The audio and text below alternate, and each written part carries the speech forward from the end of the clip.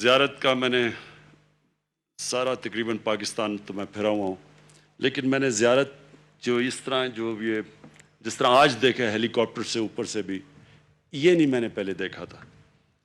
اور مجھے یہ بھی خوشی ہوئی کہ یہ جو جونیپر کے درخت ہیں، کیونکہ میں ایک انوائرمنٹلسٹ ہوں، تو ان کا میں پڑھتا تھا کہ پرانے سب سے پتہ نہیں 3000-5000 سال پرانا یہ ایک دنیا کا اثاثہ ہے. یہ جو جونیپر کا جو جنگل ہے، وہ بھی آج میں نے اوپر سے بھی دیکھ لیا، قریب سے بھی دیکھ لیا.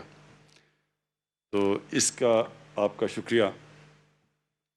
میں سب سے پہلے بات شروع کرنے سے پہلے جو ہمارے ایف سی کے لوگوں نے آج کو شہادتیں دی ہیں، میں ان کے رشتہ داروں کے، ان کے خاندانوں کے لیے دعا کرتا ہوں کہ اللہ ان کو صبر دے.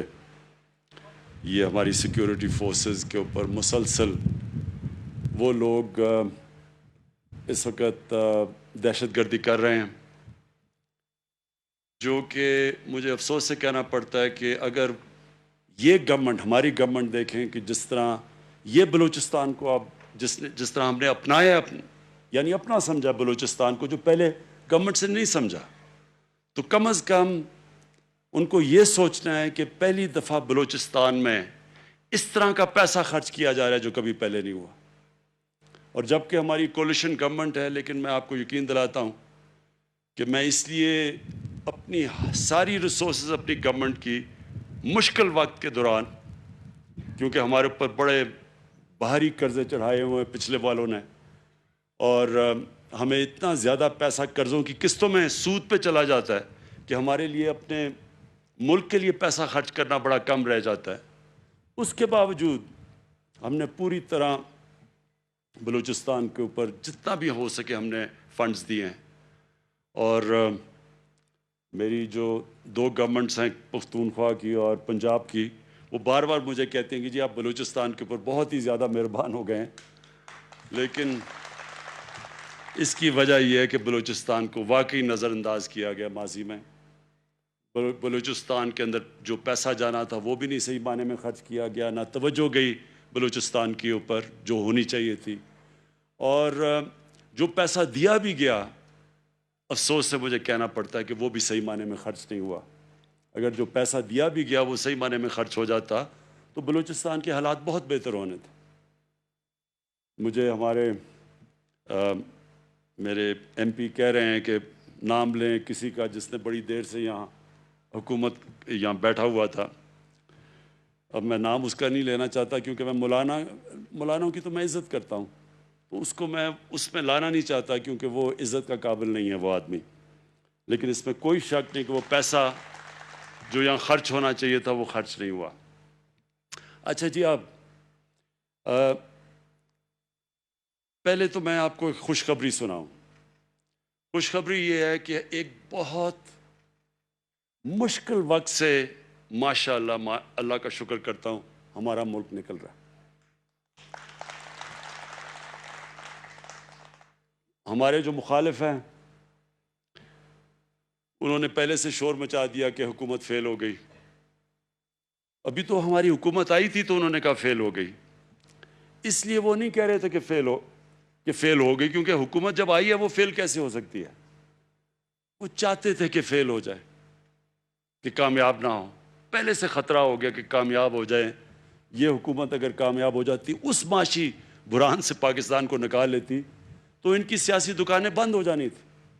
لہٰذا ساری قوم کو 2-2.5 سال انہوں نے کہا تباہ ہو گیا پاکستان، معیشت تباہ ہو گئی، ملک غریب لوگوں کا برا حال ہو گیا، سب کچھ کہتے رہے. ایک دم جو ابھی ہمارے پچھلے ہفتے جو گروتھ ریٹ کے فگر آئے ہیں، جو میں لوگوں کو نہیں سمجھ، گروتھ ریٹ کیا ہوتی ہے؟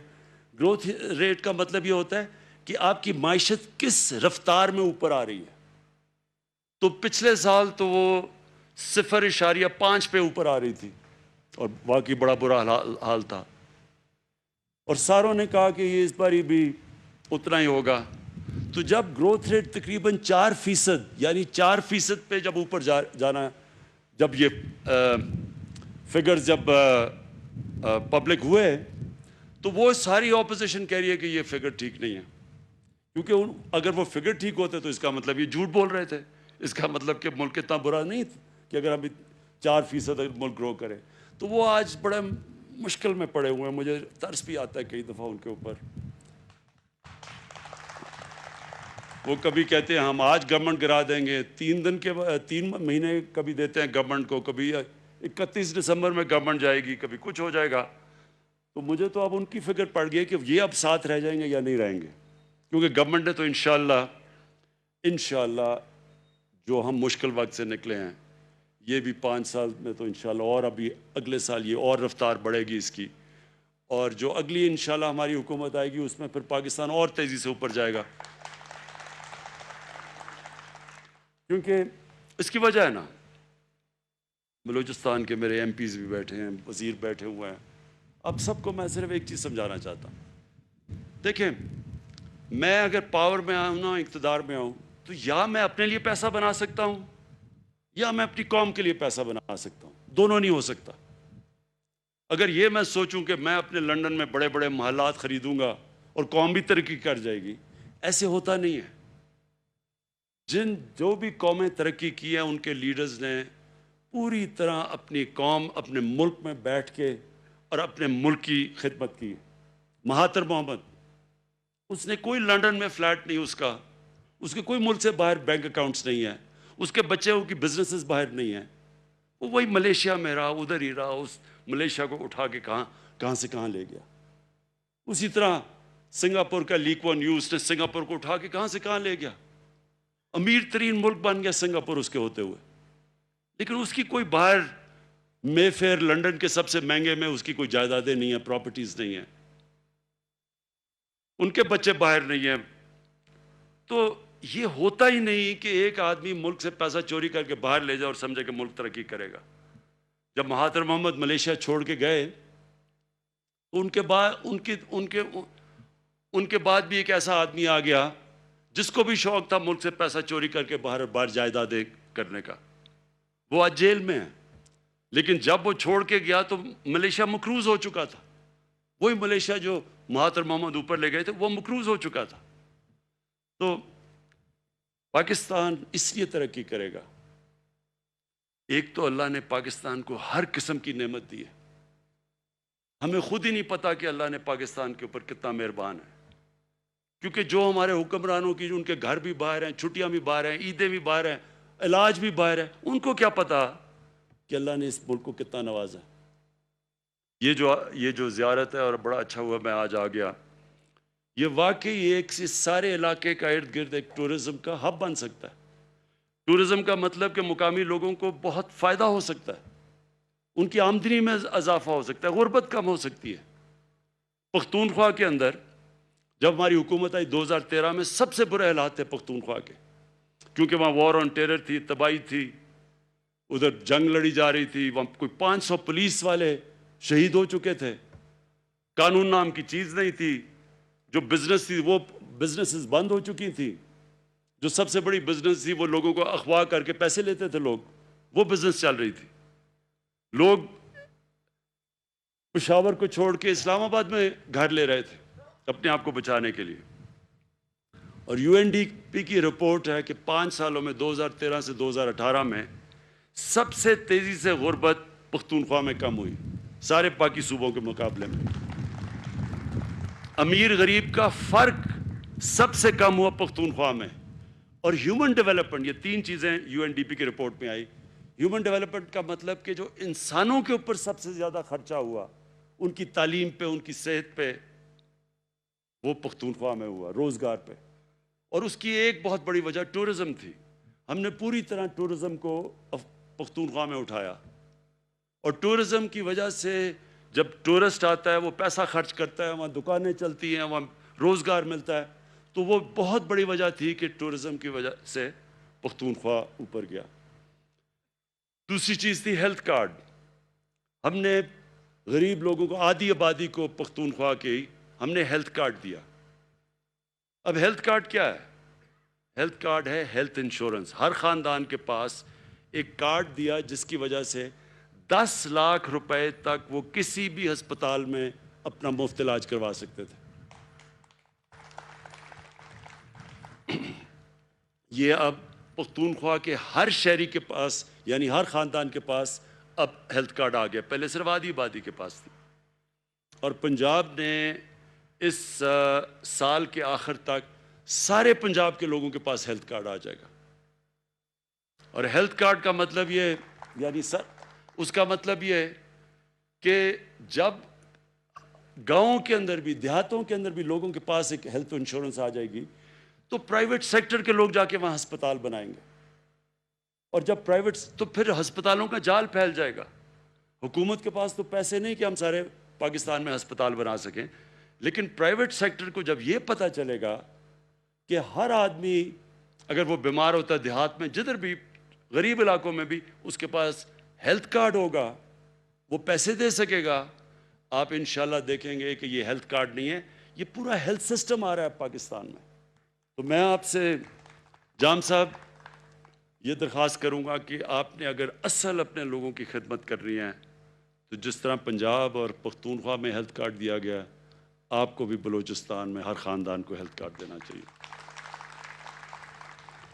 یہ یقین کریں کہ اس کا فائدہ صرف یہ نہیں کہ آپ اپنے لوگوں کو غریب لوگوں کی مدد کریں گے. سب سے زیادہ تکلیف ہوتی ہے برے وقت میں. ایک غریب گھرانے میں اگر بیماری ہو جائے تو وہ غریب گھرانے پہ سب سے بڑا عذاب آ جاتا ہے کہ ان کا جو بجٹ بنا ہوتا ہے کہ بچوں کے سکول کپڑے یا جو بھی اور کھانا پینا, وہ ایک بیماری سے وہ سارا ان کا بجٹ خراب ہو جاتا ہے اور کئی دفعہ پورا خاندان غربت کی لکیر سے نیچے چلا جاتا ہے. تو اس لیے سب سے بڑی نعمت ہے کہ اللہ بھی خوش ہوگا اور انشاءاللہ اس کی وہ جب خوش ہوتا ہے تو آپ کے اوپر اس علاقے پہ اللہ کی نعمتیں آتی ہیں. اب آ گیا گیس کا. یہ آپ نے بالکل ٹھیک بات کی کہ اس علاقے میں مجھے پتہ ہے سردیوں میں کئی دفعہ بلوچستان آیا ہوں. جو یہاں ٹھنڈ ایک تو ٹھنڈ ہوتی ہے نا, ایک تو ٹیمپریچر, ایک چل فیکٹر ہوتا ہے جو ہوا چلتی ہے یہاں, وہ اتنی ٹھنڈ میں نے بڑی کم دنیا میں دیکھی ہوئی ہے جو بلوچستان کے علاقوں میں. اس لیے اس کو اب ہم ڈسکس کریں گے. مجھے اپنے ایم پی نے تو کہا دومر صاحب نے کہ جناب یہاں گیس پہنچا دو پائپ لائن. میرے خیال میں جو آپ کا آئیڈیا نا وہ زیادہ بہتر ہے کہ یہاں ایل پی جی کا پلانٹ لگایا جائے. وہ زیادہ فیزیبل ہے. گیس لانا اتنی دور سے, اور گیس کا پرابلم بڑا ہوگا کہ وہ سردی کے اندر وہ گیس کا پریشر بالکل گر جائے گا آپ کا. سو بہتر یہ ہے کہ اگر ہم اسی علاقے کے اندر یہ ایل پی جی کا پلانٹ لگائیں. اب اس کی میں فیزیبلٹی جا کے بات کروں گا کیونکہ آپ کو پتہ ہے بجٹ تو بن ہی گیا تقریباً.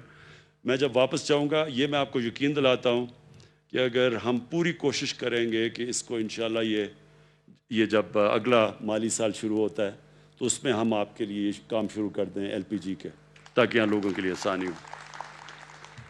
میں ویسے بادشاہ نہیں ہوں, پرائم منسٹر ہوں.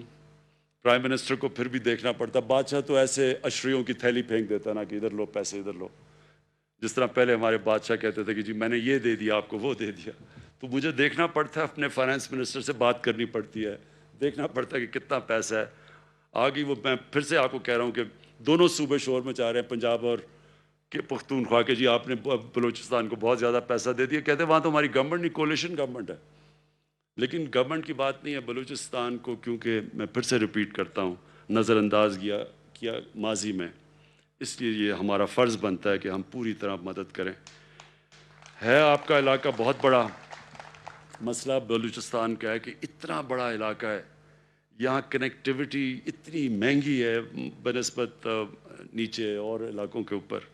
تو اس لیے جو خرچہ آتا ہے یہاں سڑکوں پہ جو کنیکٹ کرنے میں, وہ باقی جگہ سے بہت زیادہ آتا ہے.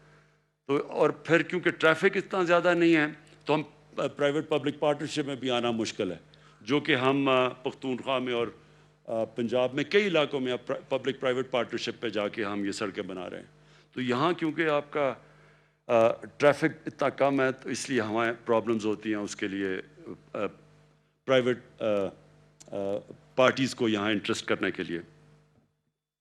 اور آخر میں آپ کو صرف ایک چیز کا پھر سے یقین دلاتا ہوں کہ میں آپ کو اس لیے نہیں کہہ رہا کہ لوگوں کو خوش کرنے کے لیے یا ووٹ کے لیے. میں اس لیے کہہ رہا ہوں کہ میرا یہ ایمان ہے کہ پاکستان کی جو ڈیولپمنٹ ہے وہ ڈیولپمنٹ تب صحیح معنی میں ڈیولپمنٹ ہوگی کہ ایک انگریزی کا لفظ ہے انکلوسو، کہ سارے ملک کی ڈیولپمنٹ ہو. یہاں چھوٹے چھوٹے یعنی علاقوں کی ڈیولپمنٹ ہوتی ہے، لیکن جو باقی ملک ہے وہ پیچھے رہ جاتا ہے، اور اس کی وجہ سے بلوچستان بھی پیچھے رہ گیا. تو میں یہ سمجھتا ہوں کہ ہمارے ملک میں پہلے تو علاقوں کو جو پیچھے رہ گئے ہیں اور ان کے اوپر ہم خاص توجہ دے رہے ہیں، جس کا مطلب ہم شروع کر رہے ہیں ادھر سے قبائلی علاقے سے، کیونکہ وہ بھی قبائلی علاقہ بھی پیچھے رہ گیا، پھر بلوچستان، پھر جو پنجاب کے مغربی علاقے ہیں جس میں میرا بھی ضلع میاں والی بھی، اور پھر بکھر، یہ راجن پور، ڈی جی خان، سب سے پیچھے رہ گئے ہیں یہ پنجاب میں، ان کی پوری. اور پھر اندرون سندھ میں بھی ہم کوشش کریں کہ سندھ حکومت، کیونکہ ہماری حکومت نہیں ہے وہاں، لیکن ان کے ساتھ مل کے ان کی بھی مدد کریں، کیونکہ انٹیریئر سندھ بھی پیچھے رہ گیا. تو جو علاقے پیچھے رہ گئے ہیں، پہلے تو ہماری پوری کوشش کریں کہ ان کو اوپر لانے کے لیے. اور دوسرے جو لوگ پیچھے رہ گئے ہیں، جو ہمارا غریب آدمی ہے، جو کمزور طبقہ ہے، اس کے لیے اس کو پورا اٹھائیں.